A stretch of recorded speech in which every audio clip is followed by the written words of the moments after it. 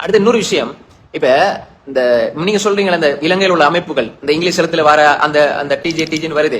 இப்ப இவங்கள்ட்ட நான் கேட்கிறேன், நீங்க எல்லாம் வந்து குர்ஆன் நீங்களும் அறிஞர் தானே, நீங்களும் ஆம்பளை, நீங்க அறிஞர் தானே, மறுத்து காட்டுங்க. முதலாவதாக சில சகோதரர்கள் கடந்த சில நாட்களுக்கு முன்பதாக சகோதரர் முஃபாரிஸ் ரஷாதி என்பவர் முகநூல் நேரலையில் ஒன்றிலே பலவிதமான விமர்சனங்களை சிடிஜே அமைப்பை பற்றியும் அறிஞர் பிஜே அவர்களை பற்றியும் என்னை பற்றியும் முன்வைத்திருக்கிறார்.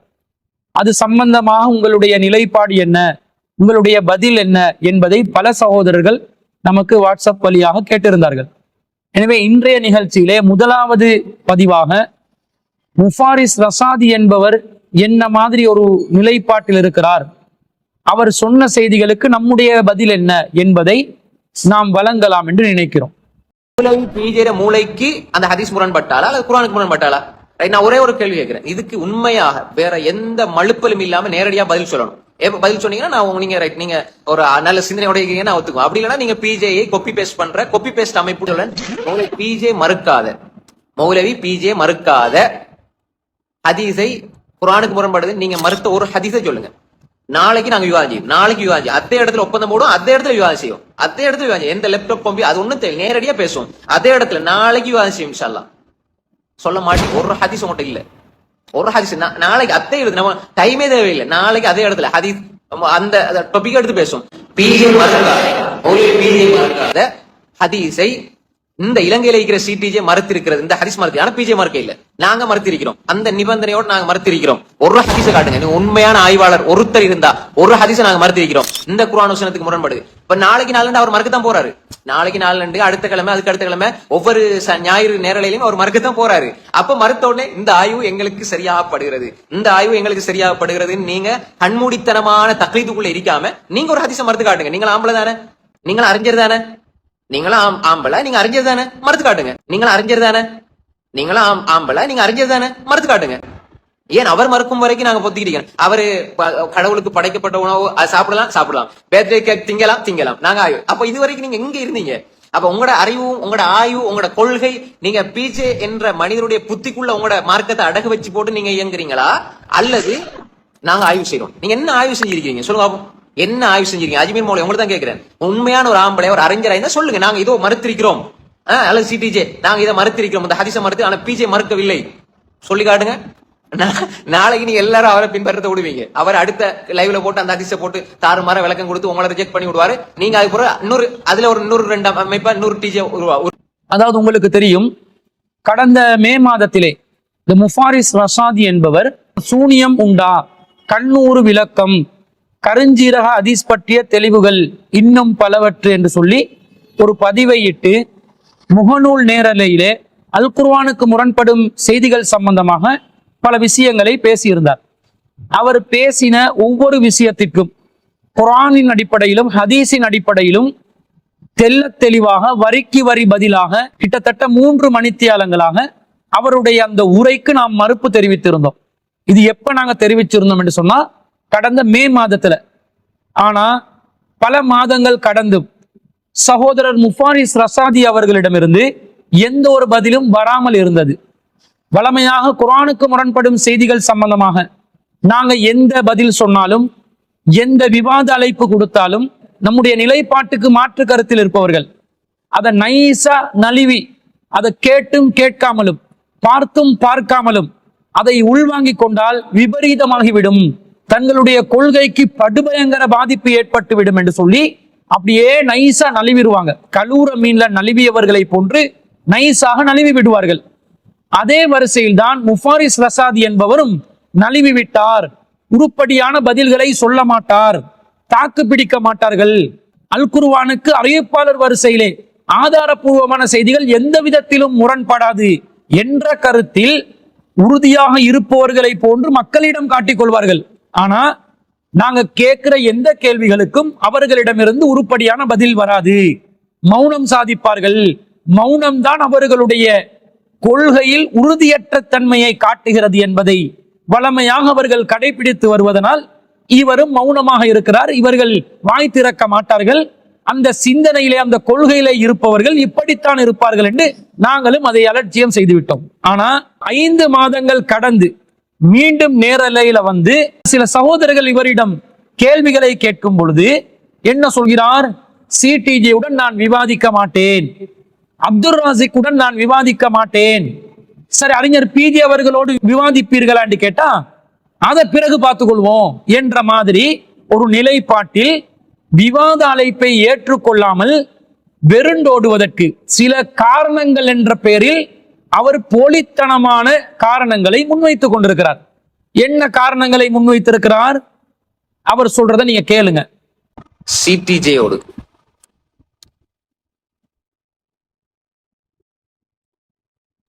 அதுல யார் அறிஞர்கள் இருக்கிறாங்க? அந்த அந்த இங்கிலீஷ் எழுத்துல சொல்றீங்க தானே, நிஃப்ராஸ், அந்த சிடிஜேன்னு சொல்றீங்க, அதுல யார் அறிஞர்கள் இருக்கிறாங்க? அறிஞர்களோட பேரை சொல்லுங்க. அந்த எந்த அறிஞர்? இப்ப உதாரணமா வந்து இப்ப நாங்க குர்ஆன் சுன்னா பேசுறோம், குர்ஆன் சுன்னா பேசுற அறிஞர்கள் நீங்க கிட்ட கேட்டா நாங்க ஒரு பெரிய லிஸ்ட் தருவோம். இப்ப சிடிஜேல உள்ள அறிஞர்கள் யார்? சிடிஜே சார்பாக உங்களுக்கு கொடுக்கப்பட்ட விவாத அழைப்புக்கான உங்கள் பதில் என்ன? அதை நான் கேட்கிறேன். சிடிஜே உதாரணமா நீங்க ஒரு இங்கிலீஷ் எழுத்த போட்டு, இப்ப நான் வந்து என்ன சொல்றேன், எம்டிஜே சரியா, அல்லது என்டிஜே அல்லது ஏதாவது ஒரு டிஜேன்னு போடுங்க, ஓடிஜே பிடிஜே அல்லது ஏதாவது ஒரு டிஜேன்னு சொல்லி ஏதாவது ஒண்ணு போட்டு நான் விவாதத்துக்கு வாங்கன்னு கூப்பிடுறதுல என்ன பிரயோசனம் இருக்குது? அந்த டிஜேல வந்து யார் அறிவாளி, அதாவது மார்க்க அறிவு உள்ளவங்க யார் இருக்கிறாங்க? நான் கேட்கிறேன், யாரு வந்து அதுல மார்க் அறிஞர் நீங்க யார சொல்றீங்க? எந்த மார்க் அறிஞர்? அப்ப அந்த அறிஞரை பத்தி ஒரு அறிவு எங்களுக்கு வேணுமே. சும்மா அந்த அமைப்பு கூப்பிடுறாங்க, அந்த அமைப்பு கூப்பிடுறாங்க, எஸ்டிஜே அல்லது ஏடிஜே அல்லது பிடிஜே அல்லது சிடிஜே அல்லது டிடிஜே இங்கிலீஷ் எழுத போட்டுட்டு விவாதம் வாங்கன்னு சொன்னால் முதலாவது அதுல யார் இருக்கிறாங்க? அதுல யார் அறிஞர் மார்க் அறிஞர் நீங்க யார சொல்றீங்க? ஒரு 2 பேரை சொல்லுங்க, இன்ஷால்லா பாப்போம். அப்ப எங்கேயோ நீங்க ஒரு மௌலவியா இருந்துகிட்டு அந்த பாமர மனுஷன், அதாவது முதலாவது வந்து குர்ஆன் ஓத தெரியாத ஒரு அடிப்படை ஒரு பேசிக்கா நீங்க படிப்பீங்க, நஹு சரஃப் படிப்பீங்க. அதே மாதிரி நஹுண்டா என்ன, சரஃப்ண்டா என்ன, ஃபஅல ஃபஅலா ஃபஅலுண்டா என்ன, அதுக்கப்புறம் நஹுண்டா என்ன, அதுக்கப்புறம் பலாகா, அதுக்கப்புறம் பதி, இப்ப அதப் அல் அரபு இலக்கியம், அதுக்கப்புறம் உசூல்கள், அதுல ஒரு 7-8 வருஷம் நீங்க படிச்சிருப்பீங்க. அந்த ஒழுங்குமுறை இல்லாம தர்ஜமாவும் தெரியாது, தப்சீரும் தெரியாது, ஒரு உசூலும் தெரியாது, அடிப்படை பேசிக் ஒன்றுமே தெரியாது. அன்பிற்குரிய சகோதரர்களே, இவர் என்ன பதில் சொல்கிறார் என்று பாருங்க. சிடிஜேயின் விவாத அழைப்பை நீங்கள் ஏன் ஏற்றுக்கொள்ளாமல் இருக்கிறீர்கள் என்று கேட்டால், சிடிஜே அமைப்புல அறிஞர்கள் இல்லை, ஆய்வாளர்கள் இல்லை. எனவே ஆய்வாளர்கள் இல்லாத, அறிஞர்கள் இல்லாத ஒரு அமைப்போட நான் ஏன் விவாதிக்கணும்? அப்படி விவாதிப்பது நேர விரயம் என்பது அவருடைய பதிலாக இருக்குது. அப்ப இன்னும் சில சகோதரர்கள் கேட்கிறாங்க, சகோதரர் அப்துல் ராசிக் அவர்கள் உங்களை பகிரங்கமா விவாதத்துக்கு கூப்பிடுறாரே, அவரோட விவாதம் பண்ணலாமே என்று கேட்டா, அப்துல் ராசிக்குடன் விவாதிப்பதாக இருந்தா அது அர்த்தம் இல்ல. காரணம், அவருக்கு அரபு தெரியாது, அவருக்கு வந்து குர்ஆன் ஓத தெரியாது, அவருக்கு அம்து செலவாத்த ஓத தெரியாது, ஃபாத்தியா சூரா ஓத தெரியாது என்று சில மமதை பிடித்த, குர்ஆனை படிச்சிருக்கிறோம், ஹதீஸ படிச்சிருக்கிறோம், குர்ஆனை ஹிஃபுல் செஞ்சிருக்கிறோம், நாங்க மஹ்ரஜ்கள் எல்லாம் நல்ல வெளிப்படுத்துவோம் என்ற மாதிரி நினைச்சு கொண்டு அரபு மமதையில என்ன சொல்கிறார்? இவரோடு நான் விவாதிக்க மாட்டேன் என்று சொல்கிறார். 1-2 காரணமா சொல்றாரு. அன்பிற்குரியவர்களே, அவர் சொல்ற காரணங்களை பட்டியல் போடுறேன் பாருங்க. என்ன சொல்கிறார்? ஒருவருடன் நாங்கள் விவாதிப்பதாக இருந்தா எதிர் தரப்புல இருக்கக்கூடியவங்க அரபு மொழி தெரிந்திருக்க வேண்டும், நஹ்வு தெரிந்திருக்க வேண்டும், அரபுல சர்ஃப் தெரிந்திருக்க வேண்டும். அரபு மொழியில நஹ்வு தெரியாமல், சர்ஃப் தெரியாமல் அவர்களுடன் விவாதிப்பதில் அர்த்தம் இருக்குதா என்று கேட்கிறார். இன்னும் என்ன பட்டியல் போடுறாரு? பதியுல் அதபில் அரபியே, அரபு இலக்கணம் இவருக்கு தெரியுமா, பதிய தெரியுமா என்று கேட்கிறார். உசூலுல் ஹதீஸ் தெரியுமா, உலூமுல் ஹதீஸ் தெரியுமா, தஃப்சீர் தெரியுமா, தர்ஜுமா தெரியுமா, ஃபிக்ஹ் தெரியுமா, இஸ்திலாஹ் தெரியுமா, ஹபர் தெரியுமா, சஹீஹ் தெரியுமா, லஈஃப் தெரியுமா, லஈஃபுடைய வகைகள் தெரியுமா, முத்ரஜ் என்றா என்னன்னு தெரியுமா, முல்தரப் என்றா என்னன்னு தெரியுமா, முன்கர் என்றா என்னன்னு தெரியுமா, ஷாத் என்றால் என்னன்னு தெரியுமா, ஷுரூத்துல் ஹதீஸி ஸஹீஹ், ஹதீஸ் ஒன்று சஹீஹ் ஆகுவதற்கு காரணங்களாக இருக்குதே அந்த நிபந்தனைகள் என்னன்னு இவருக்கு தெரியுமா, இத்திசாலு சனது என்றது என்னன்னு தெரியுமா என்று ஒரு பட்டியலே போடுறாரு. என்ன காட்டுறாங்களா? இதெல்லாம் இவருக்கு தெரியும், இவங்களுக்கு தெரியாது. நான் தான் அரபு மாமேதை, நான் தான் அறிஞர்களுக்கெல்லாம் அறிஞன், நான் தான் கிபாருல் உலமா என்று சொல்லி எந்த அளவுக்கு காட்டுறாங்க தெரியுமா? அந்த அரபு மொழிய கொஞ்சம் ஓரளவுக்கு படிச்சுட்டு அந்த படிச்ச மொழியில தான்களோடு பிறர் விவாதம் செய்யற அளவுக்கு கூட தகுதி இல்லாதவர்கள் என்று இந்த படிப்புல வந்த தலக்கணம் இருக்குதே. அதாவது இப்லீஸுக்கு எந்த தலக்கணம் ஏற்பட்டுச்சோ, அல்லாஹ் தஆலா இப்லீஸை ஏன் வழிகெடுத்தான், அல்லாஹ் தஆலா ஏன் இப்லீஸ விரட்டி அடிச்சான்? இப்லீஸ் என்பவன் அன ஹைரும் மின்ஹு, நான் அவரை விட சிறந்தவர் என்று, களிமண்ணால் படைக்கப்பட்ட ஆதம் அலைஹிஸ்ஸலாத்தை விட நான் தான் சிறந்தவர் என்ற ஒரு கிபிரியத்துல, தற்பெருமையில, மமதையில, ஆணவத்துல திரிந்தானே. அதற்காக வேண்டிதான் அல்லாஹ் தஆலா இந்த சன்னிதானத்திலிருந்து நீ வெறுண்டோடு அல்லாஹ் தஆலா விரட்டினான். அல்லாஹ்வுக்கு எது பிடிக்காதோ, அல்லாஹ் எதை வெறுக்கிறானோ, ஒரு மூமினிடம் எது இருக்க கூடாது என்று அல்லாஹ் சொல்கிறானோ அந்த கிபிரியத்தை முழுமையாக போர்த்தி கொண்டு இவங்க என்ன சொல்றாங்களா, நீங்க இந்த விஷயம் எல்லாம் தெரிஞ்சிருந்தா தான் உங்களோட விவாதம் செய்யணும், அப்படி இல்லாட்டி நாங்க விவாதம் செய்ய மாட்டோம் என்று முஃபாரிஸ் ரஷாதி என்பவர் சொல்கிறார். நான் என்ன கேட்கிறேன் தெரியுமா? முதல்ல மார்க் அடிப்படையில இது சரியான ஒரு நிலைப்பாடா? ஒருவர் மார்க்கத்தை கற்றறிந்திருக்கிறார், அவர் மார்க்கத்தை பிறருக்கு எத்தி வைக்கிறார். அப்படி எத்தி வைக்கின்ற நேரத்தில் எதிர்த்தரப்பிலிருந்து ஒருவர் மார்க்க அறிவாக இவர் எதை முன்வைக்கிறாரோ அதை எதிர்த்து விமர்சனம் செய்து மறுப்பு பேசி இவருக்கு சவால் விடும் பொழுது என்ன செய்ய சொல்லுது மார்க்கம்? அவரிடம் உங்களுக்கு உசூலுல் ஹதீஸ் தெரியுமா, உலூமுல் ஹதீஸ் தெரியுமா, ஷுரூத்துல் ஹதீஸ் ஸஹீஹ் என்பது உங்களுக்கு தெரியுமா என்று கேட்க சொல்கிறதா? அல்லது சத்தியத்தை நிலைநாட்ட வேண்டும் என்பது ஒரு தாயியுடைய, ஒரு அழைப்பாளருடைய, ஒரு மார்க்கத்தை பேசக்கூடிய ஒருவருடைய கடமையாக இருக்கிறது. எவர் அழைத்தாலும் சத்தியத்தை நிலைநிறுத்துவதற்காக களம் இறங்கி குதித்து சென்று சத்தியத்தை நிலைநாட்ட அந்த வாய்ப்பை பயன்படுத்திக் கொள்வதா? இது மார்க்கத்தினுடைய அடிப்படை. நபிகள் நாயகம் ஸல்லல்லாஹு அலைஹி வஸல்லம் அவர்கள் எதை நமக்கு வழிகாட்டினார்கள்? இதற்கு முன் சென்ற நபிமார்கள் எதை நமக்கு வழிகாட்டினார்கள்? அல்லாஹ் தஆலா திருக்குர்ஆன்ல தெளிவாக சொல்கிறார். நூஹ் அலைஹிஸ்ஸலாம் அவர்கள் மிக பிரம்மாண்டமான காலம் அவருடைய அழைப்பு பணியில் அவர் ஈடுபட்டார்.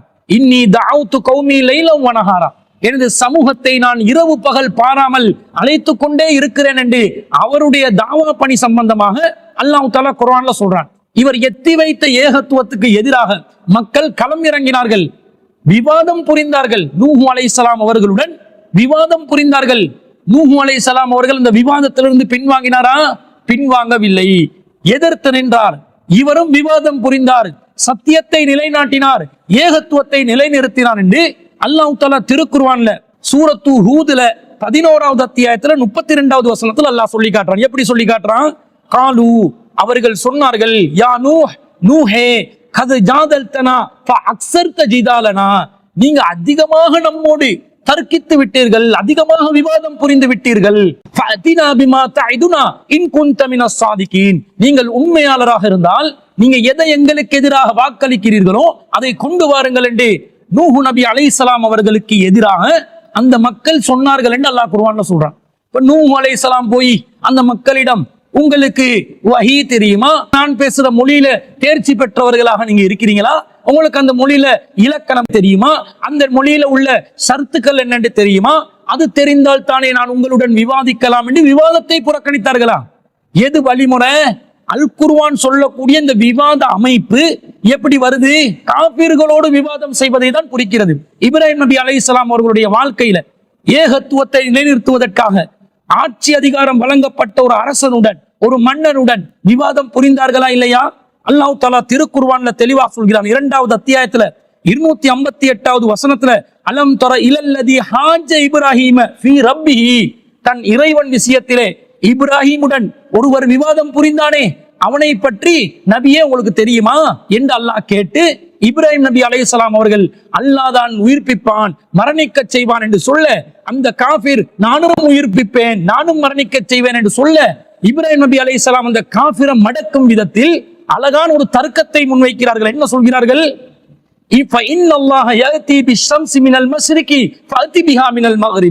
அல்லாஹ் தஆலா சூரியனை கிழக்கில் உதிக்க வைக்கின்றான், நீ அதை மேற்கில் உதிக்க செய் என்று சொன்ன உடனே அந்த காஃபிருடைய நிலை என்னவானது? அல்லாஹ் சொல்கிறான், ஃபபுஹிதல்லதீ கஃபர், இறைவனை நிராகரித்தவனும் வாயடைந்து போனான் என்று அல்லாஹ் சொல்கிறானா இல்லையா? இப்ராஹிம் அலைஹிஸ்ஸலாம் அவர்கள் யாரோட விவாதம் செஞ்சாங்க?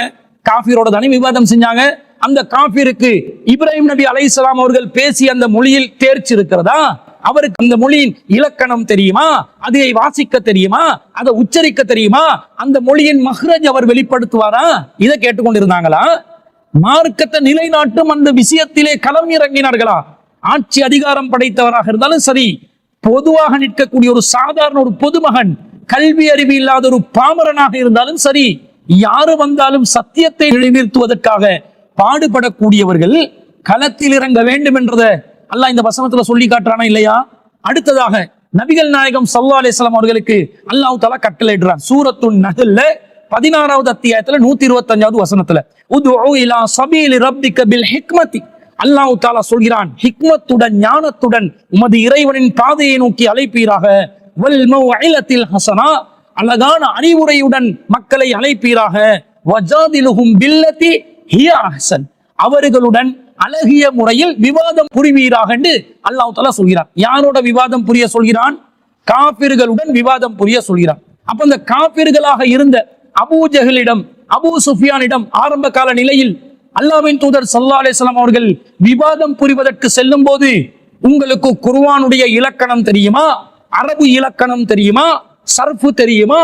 நஹ்வு தெரியுமா? அல் குர்ஆன் தெரியுமா? கிதாபெண்டா என்னன்னு தெரியுமா? இதெல்லாம் கேட்டு, இதெல்லாம் தெரிஞ்சாதான் உங்களோட நான் விவாதிப்பேன் என்று நபிகள் நாயகம் ஸல்லல்லாஹு அலைஹி வஸல்லம் அவர்கள் சொன்னார்களா? அவர்களுக்கு அல்லாஹ்வை பற்றி நிலைநிறுத்தும் அந்த தாவா பணியில் ஈடுபடும் பொழுது வருகின்ற எல்லா சவால்களையும் எல்லா விவாதங்களையும் எதிர்கொண்டார்களா? என்ன செய்தார்கள்? நபிகள் நாயகம் ஸல்லல்லாஹு அலைஹி வஸல்லம் அவர்களுடைய வாழ்க்கையில அவங்க செஞ்ச விவாதங்கள், அந்த தாவாவை எத்தி வைக்கும் போது வந்த தர்க்கங்களில் எல்லாமே நபிகள் நாயகம் ஸல்லல்லாஹு அலைஹி வஸல்லம் அவர்கள் ஏகத்துவத்தை நிலைநாட்டும் பேச்சுக்களை நிலைநிறுத்தினார்கள். பின்வாங்கினாங்களா? அப்ப நபி ஸல்லல்லாஹு அலைஹி வஸல்லம் அவர்கள் காபிர்களிடம் தகுதி இருந்தால் தான் நான் விவாதிப்பேன் என்று காபிருக்கே சொல்லல. இவங்க என்ன சொல்றாங்க? முஸ்லிம்களோடு அவங்களோட பார்வையில நாங்க அசத்தியத்துல தானே இருக்கிறோம், அவங்களோட பார்வையில நாங்க வழிகேட்டுல தானே இருக்கிறோம், எங்களோட பார்வையில அவங்க வழிகேட்டுல இருக்கிறேன்னு நாங்க சொல்றதா இருந்தா அவங்களோட பார்வையில நாங்க வழிகேட்டு தானே. அப்ப அவருடைய கடமை என்ன? இந்த வழிகேட்டை திருத்தணுமா இல்லையா? இந்த வழிகேட்டிலிருந்து நம்மளை பாதுகாக்கணுமா இல்லையா? நம்மளை நம்பி இருக்கிற மக்களை நம்மளிடமிருந்து காப்பாற்றி நேர்வழியை நிலைநிறுத்துற அந்த பொறுப்பு அவங்க கிட்ட இருக்கணுமா இல்லையா? இருக்கணும். ஆனா அதுக்கு ஏத்த மாதிரி நடந்து கொள்றாங்களா? நடந்து கொள்ளல. என்ன கேட்கிறாங்க தெரியுமா? கிதாபுகளோட பெயர்களை அடுக்கிறது. இந்த சலஃபு ஆலிம்களுடைய மனநிலையே இதுதான். ஏதாவது ஒன்று சொன்னா உடனடியாக கிதாபுகள்கிட்ட பேரை அடுக்குவாங்க, இமாம்கள்ட்ட பேரை சொல்லுவாங்க. சொன்ன உடனே தான் 4 பேர் பார்க்கும்போது, ஓஹோ இந்த இமாமை பற்றியும் இவர்களுக்கு தெரியுமா, இந்த கிதாபையும் இவர்களுக்கு தெரியுமா, இதையும் இவர்கள் வாசிக்கிறார்களா என்று அப்படி ஒரு பில்டப்பை காட்டினாதான் மக்கள் மத்தியில அவர் ஒரு விதமா தனக்கு ஒரு இடத்தை உருவாக்க முடியும். அவங்கள சுன்னத்துல் ஜமாத் உள்ளவங்களை ஹஸ்ரத்து ஹஸ்ரத்து என்று பின்னுக்கு போற மாதிரி இவங்களை அஷேகு அஷேகு என்று பின்னாடி வரணும் என்றதுக்காக, தனக்கு ஒரு மரியாதையை ஏற்படுத்திக் கொள்வதற்காக பொதுமக்களை சாதாரணமான நிலையில் வைத்து மார்க்கத்தை கற்றறிந்தவர்களுக்கு மக்களிடமிருந்து மரியாதையையும் ஃபுலூஸையும் எதிர்பார்ப்பதற்காக வேண்டி, காசு பணத்தை எதிர்பார்ப்பதற்காக வேண்டி இவர்கள் நடத்தும் நாடகமாகத்தான் இது இருக்கிறது. அதுல எந்த மாற்று கருத்தும் இல்லை. எவனாவது ஒருத்தன் ஒரு கல்விமானா இருந்தா அவன் வாசிக்கிற புத்தகங்களோட பேரை பட்டியல் போட்டு சொல்லி கொண்டிருப்பானா, நான் இந்த புத்தகத்தை வாசிக்கிறேன். என்ன கேட்கிறாரு தெரியுமா? இதுக்குதான் நாங்க சிரிக்கணும். மொத்தம் புஸ்தகம் கொண்டு வாசிக்கிறான், ஒரு கிதாபை வாசிக்கிறான், அந்த கிதாபை வாசிச்சு படிப்பினையை பெற்று சையான ஹதீஸ்களை எடுத்து அதுல இருக்கக்கூடிய சத்தியம் என்னன்றதை புரிஞ்சு மக்களுக்கு எத்தி வச்சு கொண்டு போயிட்டு கொண்டு இருப்பானா? நான் வாசிக்கும் கிதாப் இவர் வாசிப்பாராக காட்டுறாங்க. செய்துல் ஹாத்திரி, இப்னுல் ஜௌசியுடைய செய்துல் ஹாத்திரியை நான் கொடுத்தால் இவர் வாசிப்பாரா கேட்கிறாரு. அதே போன்று இப்னுல் ஜௌசியுடைய தல்பீஸ் இப்லீஸை கொடுத்தால் இவர் வாசிப்பாரா? இமாம் இப்னுல் கையிமுடைய ஜாதுல் மஆதை கொடுத்தால் வாசிப்பாரா? இப்னு ஹஜர் அவர்களுடைய ஃபத்துல் பாரியை கொடுத்தா வாசிப்பாரா? அது சொல்றாங்க. நான் வாசிக்கிறேன் பாருங்க இந்த தல்பீஸ் இப்லீஸ், இப்ப நான் வாசிச்சு கொண்டு இருக்கிறேன். ஒரு மௌலவி அதை மொழிபெயர்க்கிறார், அவர் எனக்கு அனுப்பி வச்சா நானும் அதை கரெக்ஷன் பார்த்துருவேன் என்ற அளவுக்கு விளங்குதா? கிபிரியத்தை எப்படி வெளிப்படுது என்று விளங்குதா? இந்த தற்பெருமைக்கு இஸ்லாத்துல இடம் இருக்குதா? நாங்க கேட்கிறோம். இந்த தல்பீசு இப்லீஸையும் இந்த ஜாதுல் மஆதையும் இந்த ஃபத்துல் பாரியையும் இவர்கள் சொல்லக்கூடிய இந்த செய்துல் ஹாத்திரையும் நபிகள் நாயகம் ஸல்லல்லாஹு அலைஹி வஸல்லம் அவருடைய காலத்துல இருந்ததா? என்னமோ எப்படி காட்டுறாங்க தெரியுமா? இந்த கிதாபுகளை வாசிச்சாதான் இஸ்லாத்தையே பிரச்சாரம் செய்யலாம் இஸ்லாத்தையே மக்களுக்கு எத்தி வைக்கக்கூடிய ஆய்வு செய்யக்கூடிய அறிஞர்களாக இருக்கலாம் என்ற மாதிரி ஒரு தோற்றத்தை காட்டுறாங்க. பொதுமக்களை இந்த மார்க்கத்தை படிக்கிறதுல இருந்து தூரமாக்கி ஆலிம்கள் உலமாக்கல் என்று இருக்கக்கூடியவர்களுக்கு மட்டும்தான் தனி தகுதி இருக்கிற மாதிரி ஒரு தோற்றத்தை காட்டுறதுக்காக வேண்டி அவங்க அறிஞர்கள் அவங்களோட புத்தகத்தை எழுதி இருக்கிறாங்க. அதை வாசிச்சால்தான் நாங்க இந்த தாவா களத்துல அல்லது இந்த சத்தியத்தை நிலைநாட்டுற பணியில இருக்கலாம் என்ற மாதிரி ஒரு தோற்றத்தை காட்டுறீங்களே, இது எவ்வளவு குர்ஆன் சுன்னாவுக்கு எதிரான ஒரு நிலைப்பாடு. நபிகள் நாயகம் ஸல்லல்லாஹு அலைஹி வஸல்லம் அவர்களுக்கு தெரிந்த ஒரே ஒரு கிதாப் தான் அது அல் குர்ஆன். கிதாபுல்லா, அல்லாஹ்வுடைய வேதமான அல் குர்ஆன். அல் குர்ஆனுக்கு செயல் வடிவமாக தன்னுடைய வாழ்க்கையை வைத்து மக்களுக்கு தாவா செய்தார்கள். அதற்கு எதிராக வரக்கூடிய எந்த சவாலா இருந்தாலும், எந்த ஒரு நெருக்கடி வந்தாலும் அதை தைரியமாக முகம் கொடுத்தார்கள். வாதமாக இருந்தாலும் விவாதமாக இருந்தாலும் எந்த பிரச்சனையாக இருந்தாலும் குர்ஆனை கொண்டும் தன்னிடம் இருக்கக்கூடிய சுன்னாவை கொண்டும் நபிகள் நாயகம் ஸல்லல்லாஹு அலைஹி வஸல்லம் அவர்கள் இஸ்லாத்தை நிலைநாட்டினார்கள் என்பதுதான் இஸ்லாமிய வரலாற்றிலே நாங்கள் வஹீயின் அடிப்படையில் பார்க்கிறோம். இவங்க எப்படி காட்டுறாங்க? பிற்காலத்துல வந்து அறிஞர்கள் எழுதின புத்தகம் எல்லாம் வாசிச்சு முடிச்சாதான் இந்த மார்க்கத்தை ஆய்வு செஞ்சு மக்களுக்கு விளக்கம் சொல்ல முடியும் என்ற மாதிரி ஒரு போலியான தோற்றத்தை காட்டுகிறார்களே தவிர இதுக்கும் மார்க்கத்துக்கும் எந்த சம்பந்தமும் இல்லை. பொதுமக்களை தூரமாக்குற வேலையை தவிர மார்க்கம் இப்படி சிரமப்படுத்தக்கூடிய ஒரு நிலையில் வைக்கவில்லை. அப்போ விவாதம் என்றா என்ன? ஒருத்தர் விவாதத்துக்கு அழைக்கிறார், காஃபிர் ஒருவர் அழைக்கிறார். இந்த காலத்துல ஒரு காஃபிர் அழைத்தால் அவரை நாங்க கூப்பிட்டு உங்களுக்கு குர்ஆனை பத்தி நீங்க விவாதம் பண்ண கூப்பிடுறீங்களே, உங்களுக்கு குர்ஆனுடைய தஃசீர் கலை என்னன்னு தெரியுமா? தஜ்வீத தெரியுமா? மஹ்ரஜ் தெரியுமா? ஃபாத்திஹா சூராவை நீங்கள் அப்படியே தர்த்தீலா ஓதுவீங்களா என்று கேட்டுதான் நாங்க விவாதத்துக்கு போகணுமா? இப்படி கேட்டா அவன் எங்களை நையாண்டி பண்ண மாட்டான், எங்களோட மார்க்கத்தை கேலி கூத்தா பார்க்க மாட்டான். என்னடா உங்களோட வேதமே அசத்தியம் என்று சொல்ல வர்றோம், அதுல இருக்கிற தர்த்தீபு அதுல இருக்கிற மஹ்ரஜ்களை நீ எங்க கிட்ட எதிர்பார்க்கிறாய் என்று கேட்க மாட்டானா? கொஞ்சமாவது ஒரு மூளை இருக்குதா? இப்படிதான் சத்தியம் அசத்தியத்தை நிலைநாட்டுறதா? நபிகள் நாயகம் ஸல்லல்லாஹு அலைஹி வஸல்லம் அவருடைய காலத்துல முசைலமா வந்தான். ரசூலுல்லாஹ்வுக்கு பிறகு தன்னை நபி என்று அறிவிக்க சொன்னான். அதை நபிகள் நாயகம் ஸல்லல்லாஹு அலைஹி வஸல்லம் அவர்கள் முசைலமா என்பவன் ஒரு மடையன், ஒரு பொய்யன், அந்த பொய்யனுக்கு நான் பதில் சொல்ல வேண்டியதில்லை, அவன் அப்படி காலப்போக்கில் இல்லாமல் போய்விடட்டும், அவனை நான் அலட்சியம் செய்கிறேன் என்று இருந்தார்களா?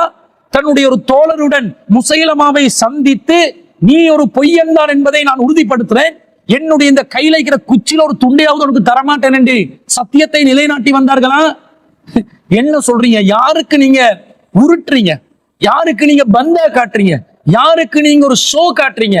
இது இந்த மார்க்கம் பேசுவதற்கு தகுதியற்ற ஒரு நிலையாக நாங்கள் பார்க்கிறோம். இப்ப என்ன பஞ்சாயத்து தெரியுமா? விவாதம் செய்ய வருபவர்கள் எந்த தலைப்பில் பேசுகிறார்களோ அது பற்றிய ஞானம் இருந்தால், போதிய ஞானம் இருந்தால் தாராளமாக விவாதிக்கலாம். ஒரு அறிஞராக இருந்து, ஒரு ஆய்வாளராக இருந்து, தஜ்வீதை கரைத்து கொடுத்து, தஃசீரை படித்து, முஹத்திஸாக இருந்து, கிதாபுகளை ஆய்வு செய்து, ஹதீஸ்களோட சுருத்துகள் எல்லாத்தையும் கரைச்சு குடிச்சு அவர் மிக்சர் ஆகி வந்தால் தான் அவரோடு விவாதிப்பேன் என்று சொல்வது இஸ்லாத்துக்கு சம்பந்தம் இல்லாத, இன்னும் சொல்ல போனால் ஒரு கிபிரியத்தான மமதை பிடித்த தற்பெருமையின் உச்சத்தை தொட்ட ஒரு நிலைப்பாடாக இருக்கிறது என்பதை நாங்கள் இதன் மூலம் தெரிவித்துக் கொள்கிறேன். அதே நேரத்துல இப்ப அவர்கிட்ட என்ன பஞ்சாயத்து? சிடிஜேயுடன் விவாதத்துக்கு வருவதாக இருந்தால் சிடிஜேயில் மார்க் அறிஞர்கள் இருக்க வேண்டும், ஆய்வாளர்கள் இருக்க வேண்டும், உசூலுல் ஹதீஸ் தெரிய வேண்டும், உலூமுல் ஹதீஸ் தெரிய வேண்டும், தஃசீர் தெரிய வேண்டும், தஜ்வீத் தெரிய வேண்டும், மஹ்ரஜ் வெளிப்பட வேண்டும், அவர்களுடைய திலாவத்துகள் தர்த்தீலாக இருக்க வேண்டும், அவர்களுக்கு ஹதீஸ் கலையில பாரி ஒரு ஞான் இஸ்திலாக இருக்க வேண்டும். நம்ம வார்த்தையை சொன்னெல்லாம் பயந்துட்டோம் நாங்க. இதெல்லாம் இருந்தா தான் இவங்களோட விவாதம் பண்ணணும் என்று சொல்றீங்களே. நாங்க உங்களுக்கு சொல்கிறோம், சவால் விடுகிறோம்.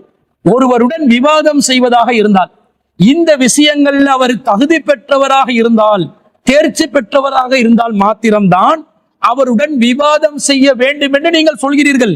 அதை நாங்கள் மறுக்கிறோம். அது தவறான கருத்து என்று சொல்கிறோம். இப்ப நம்முடைய விவாத தலைப்பாக எது மாறுது? ஒருவர் விவாதம் செய்வதற்கு தகுதியானவரா இல்லையா என்பதை எதை வைத்து தீர்மானிக்க வேண்டும் என்பது நம்முடைய விவாத தலைப்பாக மாறிவிடுகிறது. இப்ப நீங்க வரணும் இந்த விவாதத்துக்கு. என்ன விவாதம்? விவாதம் செய்வதற்கு தகுதியானவர்களை எப்படி நாங்கள் தீர்மானிப்பது, எதை அடிப்படையாக கொண்டு தீர்மானிப்பது, முஃபாரிஸ் ரசாதியுடைய நிலைப்பாடு சரியா பிழையா என்பதை ஒரு தலைப்பாக வச்சு உங்களை விவாதிப்பதற்கு நாங்கள் அழைக்கின்றோம். இந்த விவாதத்துக்கு நீங்க எங்கள்கிட்ட திரும்ப அரபு தெரியுமா, ஞானம் தெரியுமா, விஞ்ஞானம் தெரியுமா, புலியானம் தெரியுமான்னு கேட்க முடியாது. இந்த தலைப்பில் விவாதிப்பதாக இருந்தால் எந்த நிபந்தனையும் இல்லாமல் விவாதம் செய்வதற்கு எது தகுதி என்பதை நிரூர கடமை உங்ககிட்ட இருக்குது. நீங்க சொல்லிட்டீங்க விவாதம் செய்வதாக இந்த தகுதி இருக்கணும் என்று. அதை நிறுவுவதற்காக வேண்டி நீங்கள் விவாதத்திற்கு வர வேண்டும். முதலாவதாக இது சம்பந்தமாக விவாதிப்பதற்கு முஃபாரிஸ் ரசாதி அவர்களை நாங்கள் அன்புடன் அழைக்கின்றோம். இன்ஷா அல்லாஹ் வரக்கூடிய 29ஆம் திகதி புதன்கிழமை காலை 10 மணிக்கு இன்ஷா அல்லாஹ் சிடிஜே தலைமையகத்தில் குறித்த விவாத ஒப்பந்தத்தை நாங்கள் வைத்துக் கொள்வோம். உங்களுக்கு இந்த தேதியில ஏதாவது மாற்று கருத்து இருந்தா, நேரத்துல மாற்று கருத்து இருந்தா, அல்லது இடத்துல மாற்று கருத்து இருந்தா அதை முன்கூட்டி அறிவிக்கலாம். ஆனால் கண்டிப்பாக இந்த வரக்கூடிய சனிக்கிழமை, அதாவது 25ஆம் திகதி இரவு 12 மணிக்குள்ளே அதை எங்களுடைய ஜமாத்தின் தலைவருடைய வாட்ஸ்அப் இலக்கத்திற்கு உங்களுடைய தகவலை அல்லது போன் நம்பருக்கு தொடர்பு கொண்டு உங்களுடைய தகவல்களை நீங்கள் எத்தி வைக்க வேண்டும். அந்த விவாதத்திற்கு நீங்கள் வரவில்லை என்றால் இவரும் பழைய குருடி கதவ தொரடி, இவரும் பழமையான ஆள்தான், இவருக்கும் சக்தி இல்லை, இவரும் வாய்ச்சவடால் விடுபவர் தான், இவருக்கும் விவாத திறன் இல்லாதவர், இவர் தான் கொண்ட கொள்கையில் தடுமாறி கொண்டிருக்கிறார், இவருக்கு திராணி இல்லை என்ற ஒரு முடிவை நாங்கள் எடுத்து எதிர்வரக்கூடிய 30ஆம் திகதி இன்ஷா அல்லாஹ் இவர் 18ஆம் திகதி என்ன விஷயங்களை எல்லாம் முகநூல் நேரலையில் முன்வைத்தாரோ ஒவ்வொன்றுக்கும் வரிக்கு வரி பதில் இன்ஷா அல்லாஹ் சிலோன் தௌஹீத் ஜமாத் சார்பாக வழங்கப்படும் என்பதை இதன் மூலம் நாங்கள் தெரிவித்துக் கொள்கிறோம். பொதுமக்களே கவனமா இருங்க. இவங்க உங்களை திசை திருப்புறாங்க. எப்படி திசை திருப்புறாங்க? என்னமோ ஒரு நிபந்தனையை காட்டி அதுல இவங்க எல்லாம் அதனால விவாதிக்க மாட்டோம்னு அப்படி நைஸா நழுவுறாங்க. இந்த மாதிரி நைஸா நழுவுறவங்களை நீங்க விடாதீங்க, அப்படியே பிடிங்க. இவங்களுக்கு முகநூல் வழியாக இவங்க இப்ப வாய்ச்சவடால் விட்டு கொண்டிருக்கக்கூடிய இந்த நிழல் வீரர்களை நிஜ வீரர்களாக களத்திற்கு கொண்டு வரும் பொறுப்பு உங்களை சேர்ந்தது. இவரை விட்டுறாதீங்க. கண்டிப்பாக சிலோன் தௌஹீத் ஜமாத்துடன் இந்த விவாதத்துக்கு, எந்த விவாதம் விவாதிப்பதற்குரிய தகுதிகள் என்ன, முஃபாரிஸ் ரசாதி சொல்லக்கூடிய தகுதிகள் ஏற்புடையதா இல்லையா, இதான் தலைப்பு. இந்த தலைப்பில் விவாதம் செய்வதற்கு அவரை அழைத்து நீங்கள் வர வேண்டும். அந்த பொறுப்பு பொதுமக்களுடைய கையில் நாங்கள் விடுக்கிறோம். என்ன நைசா நழுவி ஓடிடுவாங்க. இவங்க இலங்கை தாவா களத்துல எதையும் செய்ததில்லை. அரபு மொழியில மமதையுடன் ஆடுபவர்கள் கடந்த காலங்கள் இந்த தாவா களத்துல என்ன எல்லாம் நடந்துச்சோ அது எல்லாத்திலையும் அப்படியே ஒளிஞ்சி ஓடி மறைஞ்சி புறமுதுகு காட்டி இருந்து நாங்க 11 வருஷம் இந்த துறையில அப்படியே உருண்டு பிறண்டோம் என்றாங்க. தம்பி, நாங்க 24 வருஷமா இந்த துறையில உருண்டு பிறண்டு கொண்டிருக்கிறோம். கொஞ்சம் ஓரமா போயிட்டு தான் நீங்க விளையாடணும். நாங்க 24 வருடங்களாக இந்த தாவா களத்திலே உருண்டு பிறண்டு கொண்டுதான் இருக்கிறோம். எங்களுக்கு தெரியும் எந்த படியில கால வைக்கணும், எந்த இடத்துல கால வைக்க கூடாது என்று நாங்கள் அறிந்து வைத்திருக்கிறோம். அல்லாஹ்வுடைய அருளால் இந்த தாவா களம் என்பது ரியால்களுக்காக செய்கின்ற தாவா களம் அல்ல. இது சத்தியத்தை நிலைநிறுத்தும் ஒரு தாவா களமாக இருப்பதனால் நாங்கள் கொண்ட கொள்கையில் எவர் எதிர்கருத்து கொண்டாலும் அதை எதிர்த்து சத்தியத்தை நிலைநிறுத்துவதற்கு தயாரான தெம்பும் தைரியமும் உள்ளவர்களாக இந்த தாவா களத்திலே முஸ்லிம்கள் மத்தியிலும் முஸ்லிம் அல்லாதவர்கள் மத்தியிலும் வந்த எல்லா எதிர்ப்புகளையும் தாண்டி வந்து இந்த களத்திலே நாங்கள் செயலாற்றி கொண்டு வருகிறோம். சும்மா முகநூல் வீரர்களாக, நிழல் வீரர்களாக செயல்படுபவர்கள் நாங்கள் அல்ல என்பதையும் தெரிவித்துக் கொள்கிறோம். அதே நேரத்தில் இவர் இந்த விவாதத்திற்கு வந்தால் இவர் விவாதம் செய்வதற்கு தகுதி என்று முன்வைத்த அனைத்து காரணிகளும் போலியானது என்றதை நாங்கள் நிரூபிச்சுட்டு இன்ஷா அல்லாஹ் குர்ஆனுக்கு முரண்படும் ஹதீஸ்கள் சம்பந்தமான அந்த விவாதத்திற்கான ஒப்பந்தத்தை அந்த விவாத மேடையில இன்ஷா அல்லாஹ் வைத்துக் கொள்வோம் என்பதையும் இந்த முஃபாரிஸ் ரசாதி என்பவருக்கு நாம் ஒரு சவாலாக பகிரங்கமாக விடுகிறோம். அதே நேரத்தில் பொதுமக்கள் நீங்கள் அனைவரும் இவரை அழைத்து வரும் காரியத்தில் மும்முரமாக ஈடுபடுங்கள் என்பதை கூறிக்கொண்டு இந்த விஷயத்துல இவருடைய இந்த விவாதம் சம்பந்தமாக இவர் சொன்ன விஷயங்களுக்கு ஜமாத் சார்பாக என்ன பதில் என்பதை நாங்கள் பதிவு செய்து கொள்கிறோம்.